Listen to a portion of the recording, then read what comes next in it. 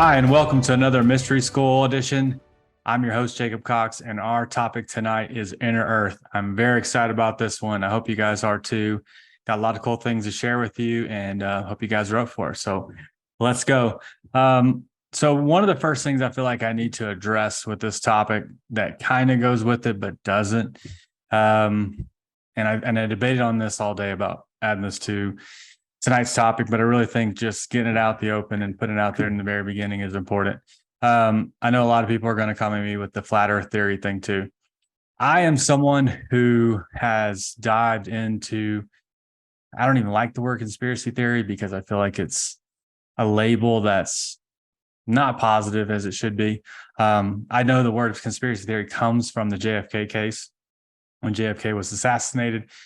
They told everybody, this is the narrative that we want to you guys to know. Anything or anybody that questions that narrative is a conspiracy theorist. Someone that you're not going to listen to what we say. We're going to label you something else, deem you crazy, and that kind of stuff. So, and we know today, even Robert F. Kennedy Jr. says that his dad and his uncle were murdered by the CIA. So, let's call it what it is, right?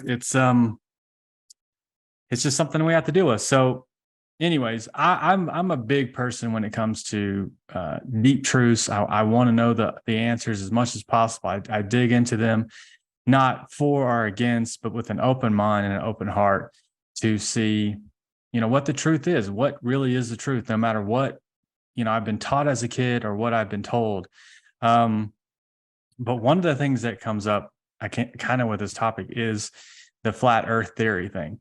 And I put my 2 cents in this topic. I've researched it and it just doesn't fly to me as many other conspiracy topics definitely do. I enjoy many of them. It's just one that's all of a sudden came out of nowhere and has more mainstream backing than anything else. And to me, call me whatever you want, but there are people out there with intentions to completely disrupt truth, to completely make us think that, everything is crazy and we shouldn't be researching these topics. But this, to me, the flat earth theory is at least one that it's put out there. And then every other thing, every other conspiracy theory, every other big idea that's not mainstream is thrown in there with it. So, if you think this, then you think the flat earth is this, then or whatever. And I don't subscribe to that. I think that's intentional to kind of put everything in with one big theory that if you believe this, then you have to believe the flat earth theory and everything too. I don't believe that. I'm a seeker of truth, and that's what I'm here to do. So for me, I just want to put that out there. I don't agree with it. I'm open to all things. I'll listen to anybody. I'll debate with anybody. I'll discuss with anybody. But there are certain things that I just know for sure. Like when you take water and put it into a zero gravity atmosphere, that water is going to combine into the smallest, tightest sphere that it can be in. And then it's going to start to rotate. And then the bubbles that are in the water will literally fall into the center of that bubble. And the water makes a tight globe in zero gravity. And as it rotates and moves to the center axis, it will basically produce like a bubble core. And so the water's spinning and the bubbles in the core, and it almost has like a toroidal type, a torus type energy to it, or a field. And so there's a middle part that's kind of open with these bubbles in it. And you can add things to it, tea leaves and certain things, and they'll kind of stay on the surface. And if you add other things that are the same buoyancy as water, they'll stay in the middle. So to me, when the earth is 70% water, that water is going to combine to create this really tight bubble, not a flat surface. And when we look at the planets and the stars and everything's round. The stars are round, and they're not flat. So I just want to put that out there because I feel like it's super important these days to be very clear and very intentional with my information and what I'm trying to say and what I'm trying to show people. So from that point, let's go on to the inner earth stuff. And I'm going to share my screen with you guys right now. All right. So hollow earth, let's go straight into it. Hollow earth and inner earth. It kind of has many names, but let's talk about some of the facts first and foremost when it comes to the planet. The planet is 4,000 miles from the crust to the center. We have drilled 8 miles out of that. So we have just a tiny fraction of that. So anybody that tells you we know what's at the middle of the earth, we don't know what's at the middle of the earth. We have clues, and the only reason we have any evidence to support any theories is seismographs. When we create seismographs that goes through the planet, and we're able to look at them and see, how things are reverberating and how things are showing us that information from the planet. But the Earth is like an onion. It definitely does have layers. We see different seismograph comes back and it shows us, things are definitely there to create the layers of the planet. Showing us like the crust is 25 miles deep, the mantle 100, and then you get your core and your inner core and all that kind of stuff. I mean, I agree with all that stuff. I'm not going to go out on crazy limbs and say those things don't exist. I'm just saying the liquid iron magma core that we say is 100% fact. There's always speculation, and until things are proven fact, there's no reason to ever deem anybody crazy or anything by, honestly, just looking at evidence to see what else is out there. We don't know. Why not look at it and try to figure out what is the answer? What is the truth? It's very important to try to figure that out. So one of the first stories that, not first, but one of the stories that's come up, that we all kind of know about, Jules Verne's Journey to the Center of the Earth. That book is, really profound. And honestly, I think Jules could have been channeling something, past life or something, that he was able to bring out that information and create a modern day story of them going to the inner earth. I think that's really cool. But there's certainly a lot of information on the inner earth and the hollow earth theory. And there's a lot of people for many, many years, just in modern day times, in the past couple of 100 years, 300 or 400 years, we've had certain scientists to come up with this theory. One being Edmund Halley. Now, you guys probably know Halley as the comet guy. He did discover the comet, but this guy was, when it comes to scientists of his time, he was the top elite.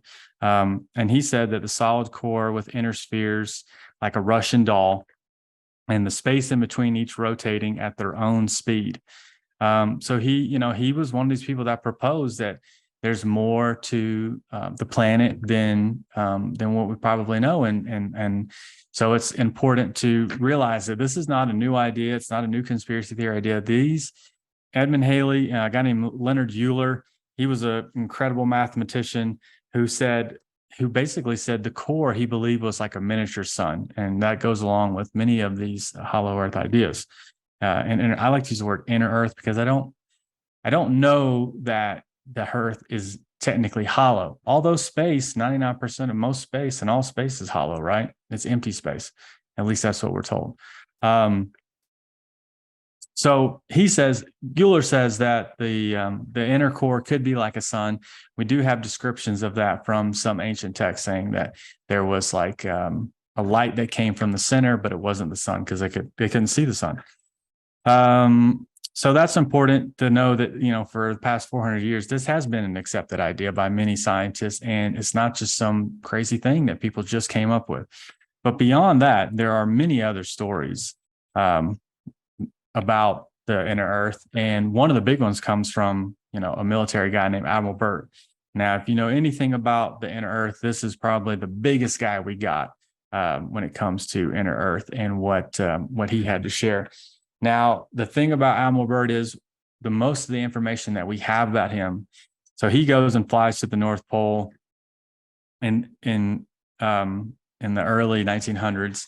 And so supposedly when he goes up there and he goes inside the earth and everything, he comes back and tell everyone what happened. And they hush it up. They tell everyone not to talk about it. And so there's no information. Not until 1984, when supposedly his son, kind of put his diary out there to have this information that, this is what my dad's diary says of his, his explorations of the North Pole. And so I want to read a little bit to you because I think it's pretty fascinating.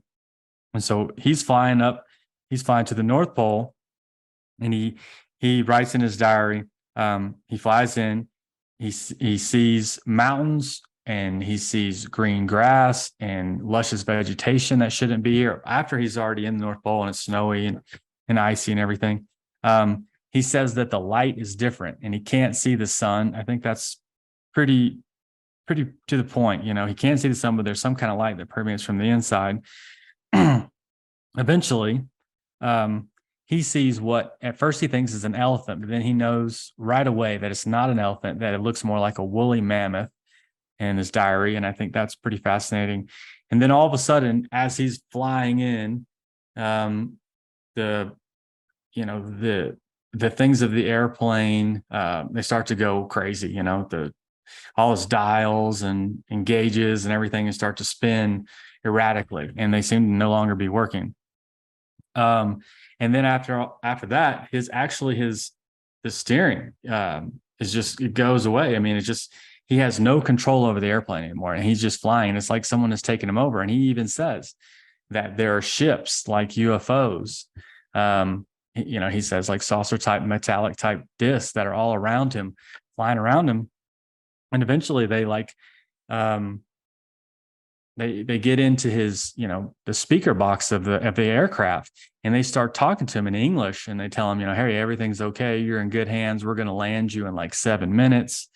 And so that's what happens. And he lands, and he goes into this this place, and he's greeted by, larger beings who talk to him, and they basically tell them, this is right after World War II, that you guys shouldn't be using nuclear weapons. You're destroying the whole planet for all of us. And to bring that message back to the people, which I think is fascinating. That's what they're most concerned about, the state of the planet, when it comes to really, hey, you got somebody you're bringing in. Let's tell them about that. So another thing, he says those aircrafts are really buoyant, the ships and everything. And another thing that he talks about is the temperature was like 74 degrees, which I think is really kind of important, because I've heard this kind of number between 68 and 74 for different people going into the planet, and different cave systems and things like that, and it being like this really room temperature, which, obviously they're in the North Pole, people are in the South Pole, and they're going in, and so they got this room temperature type deal. But what I think is really fascinating, one of the first things I thought about that was, cold fusion. Hot fusion, we know, scientists will say straight up that in star system stuff, hot fusion is how these planets create their energy and everything. Well, cold fusion would take place at room temperature. And that's the theories of all the stuff. So if there is some kind of huge reaction going on in the center of the planet, and there's, everything seems to be room temperature, and the cold fusion could take place, there are a lot of countries right now taking a lot of money and time to really work on this. So is it possible? Maybe. I don't know. But I think it's just cool to know that cold fusion could be the way that this inner sun is working in some way. And then also, Bird talked about crafts that could fly from pole to pole.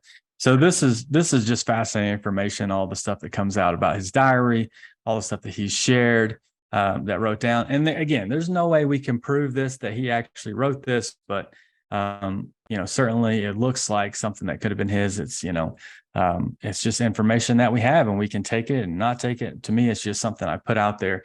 And does it correspond with other things, other information that we find? And I think often it does. But anyway, according to him, and according to Albert Einstein and other scientists, they did believe that there were openings on the North Pole and on the South Pole in which that someone could fly in. This would be consistent with that bubble I was telling you about earlier, with the bubble core, that there is some kind of open core to, water being in space as it rotates. And so this is incredible stuff. This is what many ancient civilizations have talked about. Many ancient civilizations have talked about the inner earth, the Egyptians, Native Americans, the Sioux, the Inuits, the Iceland, India, Aztecs, Mayans.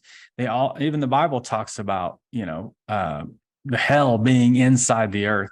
and the underworld of the Mayans, they go down there to, have these spiritual journeys and meet these, really enlightened type beings that, can be scary as well. But certainly almost every culture seems to talk about coming up, their civilization, the Hopi, and civilizations coming out of the earth and submerging from this subterranean, place within the earth, and not just in one area, but in all around the planet. So this is really cool. I mean, this stuff, we can't just say that's not what we were told in school anymore, and not look at it and give it a fair, honest look. That's where I'm at, and I want to know, because I believe at the end of the day, the things that we've learned in school has just been stuff to regurgitate on command and tell you, hey, I've learned this. I studied it. I made my A. I can go make my way in the world. When really, honestly, I feel like the smartest people have the most questions. You know what I mean? I have questions if this is true or that's true. And certainly the inner earth is one of these subjects that it definitely we need to look at it and say, is there something to this? Think about the sinkholes that are happening now that are just falling in, and some of them, they're so deep you can't even see the bottom of it. There are deep caves all over the world. In Vietnam, Son Doong Cave is like 6 miles in, and it has ancient forests and rivers and an ecosystem that doesn't even exist, except in this cave.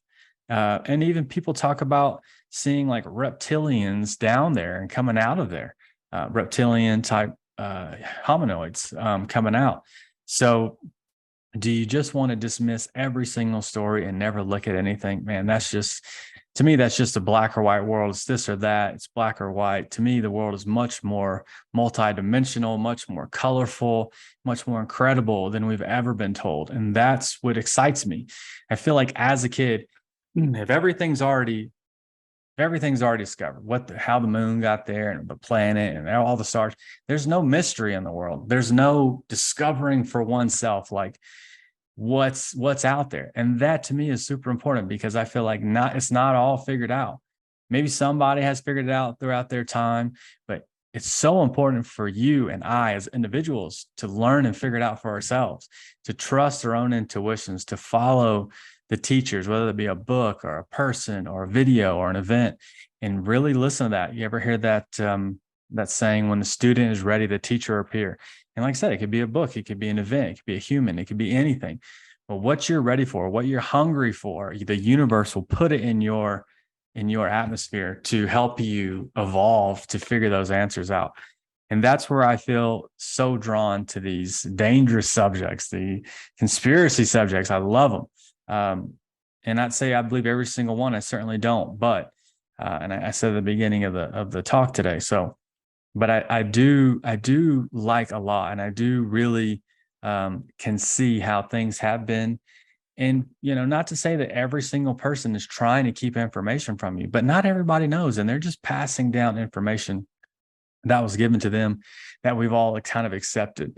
But certainly we know we found different species, and the even Antarctica itself could be a planet could be a continent that has been in a place where it had no ice on it at some point. Certainly we have maps that show exactly what that continent looks like without ice on it. And that's the only way we could know that, is if it was in a place at some point where it didn't have ice on it. So, history is not what we're told. History, his story, and that his story is usually a king or some very elite human being with information that they want to hoard from the people. And I think that's important. But to realize, right, that information is very powerful. When they say knowledge is power, information is light. I feel like that's why I'm always going after it. I feel like I'm poor in spirit. There's so much information and light and information. I want to know more. But there are all these incredible stories of inner earth, and that is incredible, right? The Agartha story in general. It's in the center of the earth, and basically the legend is it is an advanced race of giants, and you can enter in different places in Peru and the pyramids of Giza, and it's this inner place with, oftentimes Shambhala seems to be the capital. Shambhala means the peace, happiness. This is a legend of the Tibetan Buddhist in the Himalayas. They, believed it was highly developed. People, high spiritual technologies and understandings beyond what we have today. It sounds like in the beginning of the legend of Shambhala that it was a physical place that you could do, and over time, it seemed that it became a higher dimensional place that kind of disappeared. But legend would always say that it would reappear again, and I think that's really important to know too. And we'll get to that in a little bit later. But another place inside the earth was Shangri-La, right? The fountain of youth. And then even here in America, we talk about Telos. If you guys have ever heard of that, are Lemurians, and they say to be underneath the Mount Shasta. There seems to be an inner city under there. Again, I even went to Mount Shasta myself to even try to, begin to find places like that, because I'm so intrigued, because I don't want to be a person who just sits here and says things. I want to be someone who actually goes out and tries to find the truth myself too. But that's important, to always go out there and try to discover more, not just be complacent with your own beliefs. I am constantly evolving, constantly changing my belief systems, but I certainly do believe this is something that is true, something that is real, that there are cave systems all over the world that are super deep. And I've talked about giants before in other talks. Even in here in America, as we talk about the red-haired giants that come up caves, and they're still seen today. And many giants are still seen coming out of cave systems and stuff. So it's really important. But, like I said, here's Shambhala in this picture here. And again, it's this incredibly beautiful, high technology city with high spiritual aptitude for the people that are living in there. And, maybe it is in a higher dimension now, maybe we have to at least come to the conclusion that not everything is physical, right? I think it's important to say that. Let me before I go to a big hypothesis here and blow your guys' minds, hopefully, let's talk about the prophecy at least for a second. In the Tibetan prophecy, a future where humans have deteriorated from materialism and surface people have become united under an evil king. At this time, Shambhala is to rise from hiding, and the 32nd ruler of Shambhala will ignite a war, employing powerful magical weapons to kill the evil king and his forces, ushering in an era of lasting peace between people. Now, that doesn't sound like some other stories from other cultures that we know of. You probably haven't read enough, because it certainly sounds it's very similar to many other stories that we have heard about over time. So that's important. We've got these incredibly similar stories about these times in the past that happened, always saying, hey, these things will happen again. And inside the inner earth, they tell all kinds of stories, different kinds of people, different kinds of ships, huge, large vegetation, mushrooms, trees, dinosaurs that live in the inner earth, woolly mammoths that live in the earth, plants, all kinds of things that no longer exist on the surface as much. But I do believe that there are large trees and vegetation, and then plants and trees and animals, obviously, that no longer exist on our planet. One of the things that I think there's two possibilities when we talk about some of the dinosaurs and stuff that are still seen. The thunderbirds of the Americas are still seen, when people still see pterodactyls today. Mokele Mbembe in Africa, which is just like a smaller type brontosaurus. Lake Champlain has Champ, Nessie. There are still dinosaurs that are seen on this planet all the time. Now, I think some of those are portals where dinosaurs come through and they're seen for just a small amount of time before they no longer exist, because they don't exist in our timeline anymore. So they kind of like dematerialize, if you will. I think that's a huge possibility. Or another possibility is they do come out of the cave system sometimes, and we do see them. Either or. I kind of tend to go towards the portal route, and especially for Nessie and Champ and those kind of things. Loch Ness has always been a high place of high spiritual vibration for things like that to happen. But certainly I do believe that there are still dinosaurs that exist on this planet that live inside our inner earth. So what a magical place, inside our planet. How crazy is that there could be a planet with our planet having civilizations, people, technologies beyond what we have today.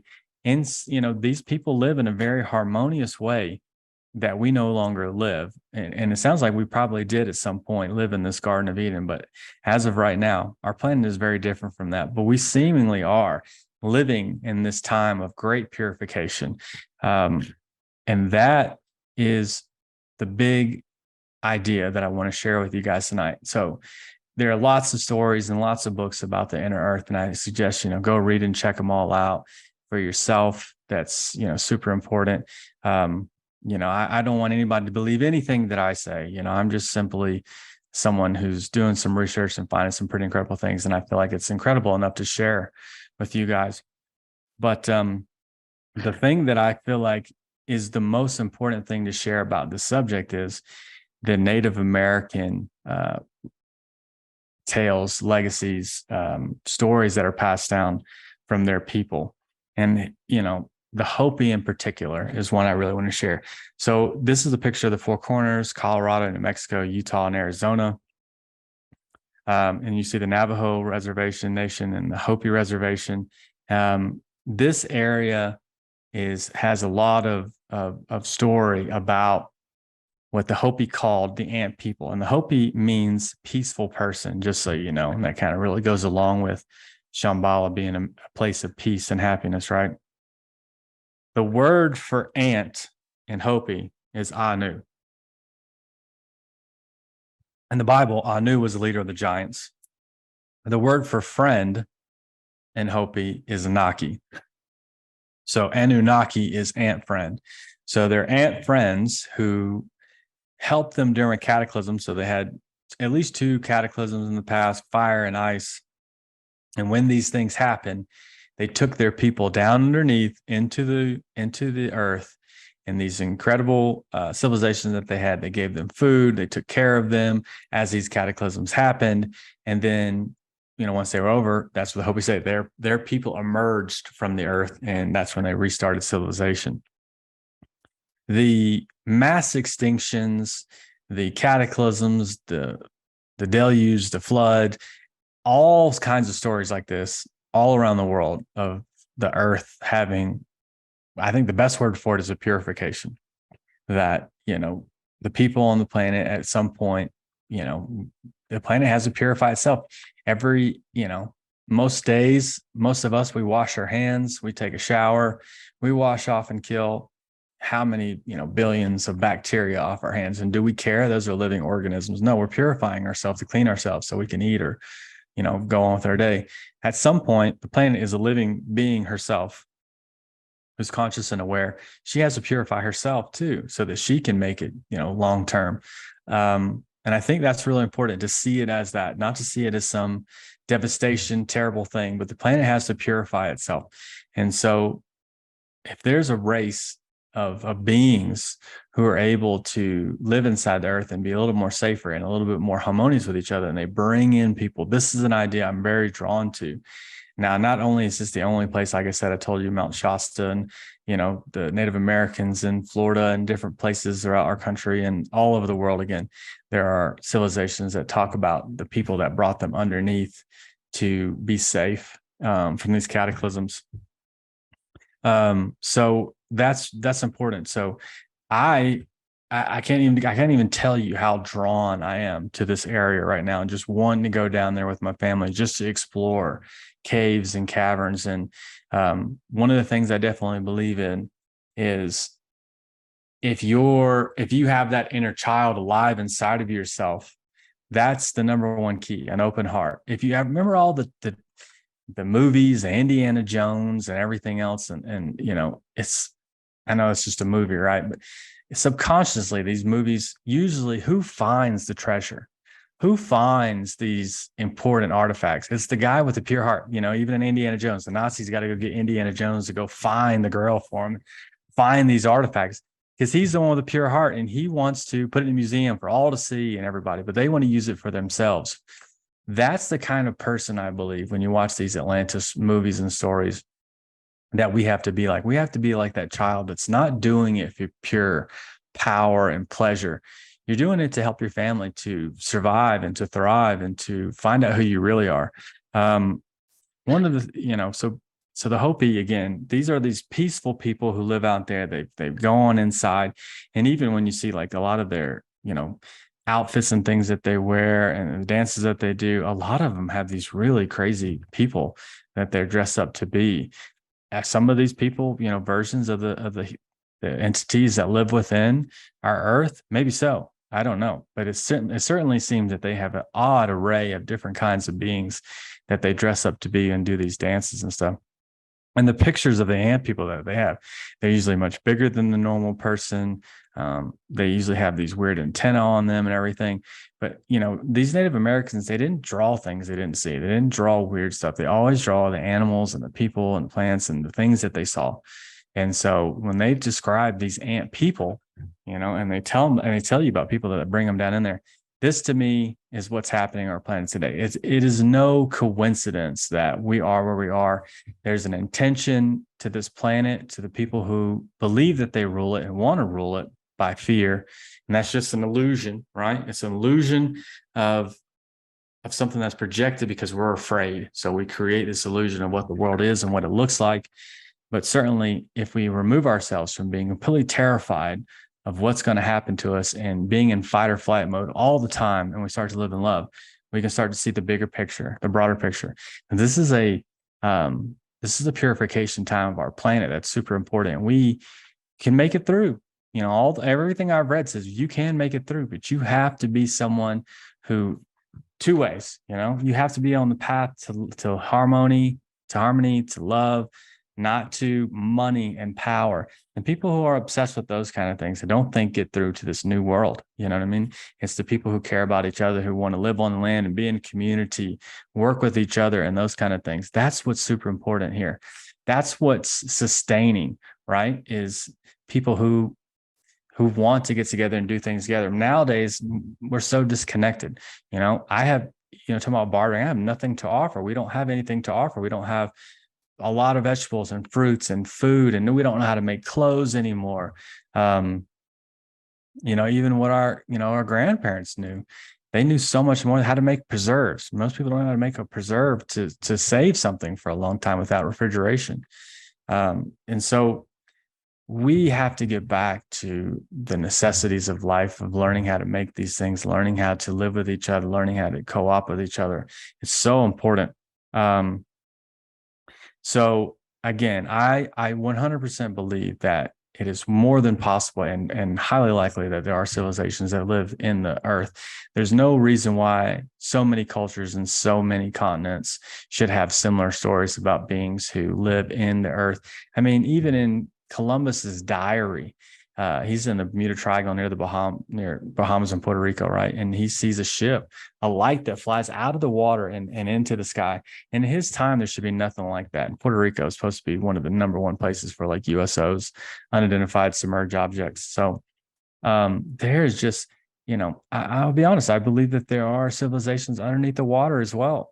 I mean, we think that we know it all and we're so smart and just because we have tall buildings and cars and we're so civilized, you guys, we're not. There have been people on this planet have been much more attuned and harmonious to this planet and knowing much more higher technologies than we do. We can't even build the pyramids and the precision that they were built. We can't even build Coral Castle in Florida with the precision that a guy who was 5 feet tall and 100 pounds built it, because he had those secrets and he knew how to levitate blocks. So here's the big deal. Here's the big idea. I think if we're in the purification process, if we're in the end of this Kali Yuga, if the end of Pisces and we're moving into the age of Aquarius, right? Then it's time. It's time to get your heart right. It's time to get your life right. It's time to get your spiritual body in place, because that's what's going to get you to the next world. I believe this is a graduation period that we have reincarnated on this planet over and over and over and over and over again to get to this point, to take all the knowledge, all the information that you've gathered up. If you win someone to gather up money and hoard money and power and those kind of things, it's just not going to get you there. And so you probably feel really poor right now. But if you've been someone to gather up spirituality, gather up information, connection, things like that, in this life, it probably feels like for you, so many things are bleeding through, so many lifetimes are bleeding through, so many remembering and downloads of all the things that you've learned throughout these many, many lifetimes.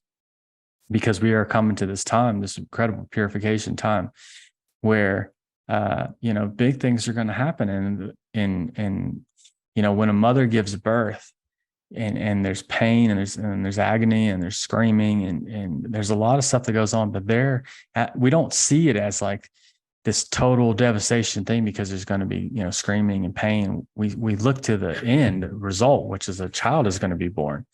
That's what I believe is more happening, a new evolution of human beings on this planet, maybe Homo luminous, I don't know. But at least a way, when we look at evolution, we see all of a sudden spontaneously hominoids that are different, Cro-Magnon man, Paleolithic man, Homo sapiens. They're different people, right? There's no millions of years evolving in from one to the others. There's this and there's this. I believe that we're coming to a time when evolution will take place spontaneously, and those living in higher dimensional frequencies will be able to encompass this frequency to blossom into the gods and the goddesses that we really are, knowing that. And so here, I want to say something here to hopefully blow everyone's minds, because many people will tell me, Jacob, there's no way that people live inside the planet. There's no way there's civilizations inside the planet. You know what I mean? I think most of the people listening to this right now, watching this on YouTube or Ascension Works Television, would probably assume that we have chakras, right? We're not even going to assume it at this point. We know we have energy systems in the body, right? Seven main energy centers, and many multiple centers on top of that. And with the 7 main energy centers, we should have nerve endings that end up at these points in the heart and in our throat. And when they come together, it's a lot of nerve endings in those places, and in the gut and everything else. If you were to die today and people were to cut you open, no one would be able to pull out a chakra. No one, right? It's a spiritual idea. Does it exist? 100%, but it's not something physically tangible that you can hold. So regardless of whether these civilizations are so physical, they can be touched and they can be drilled into and tangible. Maybe they're not. Maybe Shambhala is in a higher dimensional frequency now. Maybe it is something that only those with the attuned eyes, with the attuned hearts can see. Only those people who actually believe it can see it. I do believe believing is seeing, and not seeing is believing. In my heart, I believe many things that now that I can see. So it's not the other way around. But that's my convincing argument. You can't cut a chakra out of your brain. You can't. What about a thought? We know that our brain there's tons of thoughts in there, right? We all know we have many thoughts going on, but you're never going to find a place where you can cut it open, dissect, and find a thought. It's never going to be in there. You're never going to find that. But the brain has thoughts in it. So I'm saying, at the very least, that there has to be at least a higher dimensional frequency within our Earth that harbors higher dimensional beings that are able to use those spaces for their own civilizations. And at least some individuals, from Admiral Byrd to the Hopi to Egyptians to the Mayans, all talk about going within the earth to find them. And certain, obviously not everyone who goes in there does, but certainly some people have, and they come back and tell us these stories. That's where I find so much incredible awness, right? Because it's absolute awness that something like this would exist, that this could be in a higher dimensional frequency. And one of the things, another argument for this is this. I believe that in my spiritual journey, that I have gone within myself enough to find treasures untold. to find out who I really am, what I'm really made out of, my reincarnation stories that have kind of come to me and bled through into this life. There's a vast amount of, what people could call consciousness or the kingdom of heaven. The kingdom of heaven is within all of us. And if you're able to see that kingdom of heaven within you, then certainly if you know Mother Earth is alive, that there's a kingdom of heaven within her as well. That's what completely convinces me, because I'm a microcosm of the earth and I've found my inner worlds. And I know there's more that I even have to discover beyond where I'm at right now. So if there are inner worlds inside of me, then there certainly are inner worlds inside of our earth. And, just because, you have a heart and a liver and lungs and you can cut those things out and they're physical, doesn't mean that you don't have chakras or you don't have thoughts or you don't have love. Certainly love is something that comes from your heart, but it's not tangible. And you can hug someone and you can feel it, but you can't show it to someone. I mean, in a tangible way. That's the thing that makes these kind of discussions argument. If you're a person who hasn't really discovered the inner worlds of yourself, the kingdom of heaven within you, if you haven't at least just touched on it a little bit, I agree with you that those things don't exist, because you're never going to find it. You're never going to see it, and you can't believe it because you can't imagine it in your mind. And what an incredible thing imagination is. Magi nation, the place inside all of us where we're magicians and magi's.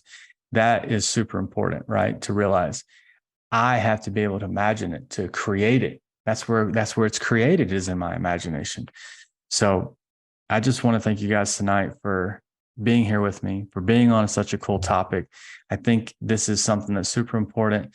And, let's not label things conspiracy theories, but let's be open to different topics. Let's try out new things. Let's be open to having a discussion on it. And, instead of just shutting down a conversation because it doesn't make sense to you right away. There are a lot of things that don't make sense in this world, but I certainly want to have a conversation and a discussion with people, just to find out, hey, let's talk about it. Let's get there, because there could be an incredible paradise inside of our planet, and they may be able to show us how to create the paradise back into our surface part of the planet. And that's what I'm interested in, because I do believe the paradise on this planet, isn't just in it, but it's on it as well. It's inside of us. It's everywhere. And we have just gone astray from that. We don't see it anymore. We see, the world in the way people want us to see it. But certainly when I'm in my everyday life, I'm hanging out with people, and I see the love and I see the beauty and I see the incredible parts of it. So I know that paradise still exists. And I think that's what I strive for. And so it's stories like this that help me believe that paradise on this planet still exists, inside, on, and everywhere. And that's what's super important. So thank you guys for joining me tonight. I'm incredibly thankful each and every time we come here and we get to talk about these cool subjects. I certainly am thankful for everyone who comes and spends their time. Again, thank you guys for joining me. For all of you who are watching on Ascension Works Live TV right now, I can't wait to talk to you about this subject afterwards. And I want to reach out to more people, say, hey, come join us, come be a part of these conversations, because I feel like so many people are isolated and feel all alone. And just to know for sure that there are people like you who believe that there's more good out there, that believe that the world is a beautiful place. Turn your television off, turn the programming off, and let's brainwash ourselves and wash out all the gunk and all the old programs and create a new world that works for everyone. So again, thank you guys all for being here. I'm incredibly grateful to have this platform to talk to you guys on. And I can't wait for more. So thank you guys. My divine God understanding of myself, my godlike nature sees and recognizes your God, your goddess, your divine that you are. And I'm so thankful for it. Namaste.